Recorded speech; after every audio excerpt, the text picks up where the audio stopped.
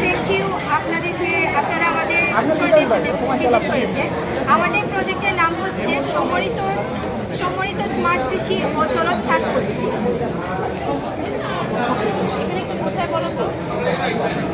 বাংলাদেশ একটি কৃষিভিত্তিক দেশ। বাংলাদেশের 30 থেকে 40% মানুষ কৃষির উপর নির্ভর। এখানের মধ্যে আমাদের সিলেট একটি হাওর এবং সিলেটের যে বিশ্বনাথ অঞ্চল আছে সেখানে প্রচুর পরিমাণ যদি অনাবাদি থাকে। এই অনাবাদি এটা আমাদের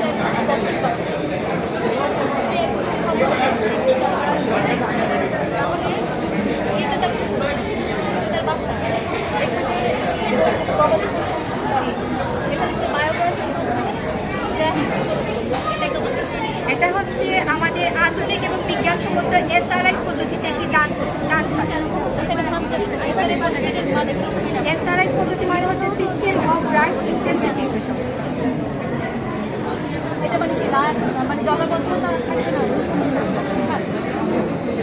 এসআরআই মানে হচ্ছে এখানের মধ্যে সাধারণ যে কৃষকেরা চাষ করে এখান থেকে একটু এটা আমরা বিজ্ঞান পদ্ধতিতে এবং আধুনিকভাবে চাষ করি। যেমন এখানের মধ্যে এই গোবরগাছারে ধান চাষ করবো, প্রত্যেকটি ধানের সাথে একটি এবং যাতে আমাদের লাভ হবে কি সূর্যের আলো এসে সরাসরি আমাদের গাছের মধ্যে পড়বে, আলো বাতাস থাকে এবং আমাদের গাছের যে শিকড় আছে সেগুলো মজবুত হয়। এবং আমরা এখানের মধ্যে এডব্লিউডি পদ্ধতিতে পানি সেচ। এডব্লিউডি মানে হচ্ছে অল্টারনেট ওয়েটিং অ্যান্ড ড্রাই। এটা হচ্ছে আমাদের ভেজা বা শুকনো। এটা মানে হচ্ছে যে আমাদের যে সাধারণত কৃষকরা যে চাষ করে সেটা আমাদের পানি বেশি থাকে, ফলে আমাদের মিথেন গ্যাস এবং কার্বন ডাই অক্সাইড গ্যাস বেশি উৎপন্ন। কিন্তু এডব্লিউডি পদ্ধতি ফলো করলে আমাদের পানি কম উৎপন্ন হবে, ফলে আমাদের জমিগুলিতে মিথেন গ্যাস এবং কার্বন ডাই অক্সাইড গ্যাস কম উৎপন্ন হবে, ফলে আমাদের পরিবেশ